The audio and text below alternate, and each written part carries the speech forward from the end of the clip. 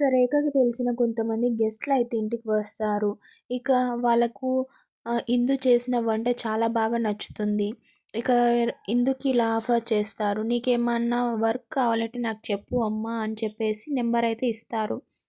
ఇక రేఖ ఇందుకైతే వాళ్ళ ఇంట్లో ఒక వంట మనిషిగా పనికైతే ఎక్కిస్తుంది.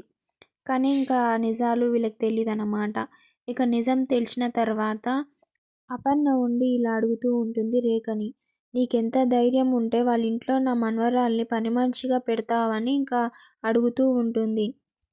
ఇక అపర్ణ ఉండి ఇందుని ఇలా అడుగుతూ ఉంటుంది. "ఆ ఇంట్లో నీకు పని చేయడం ఇష్టం లేదని చెప్పేసేయ్ అమ్మా" అని ఇంకా ఇందుకైతే చెప్తుంది అపర్ణ. కానీ ఇంగా ఇందు ఏమో ఇలా చెప్తూ ఉంటుంది. "ఆ ఇంట్లో పని చేయడం నాకు ఇష్టమే" అని చెప్తుంది. ఇంకా ఆ మాటకైతే అపర్ణ ఒక్కసారిగా షాక్ అవుతూ ఉంటుంది.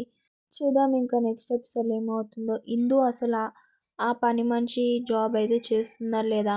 అంతవరకు please subscribe my channel for more videos and do support me.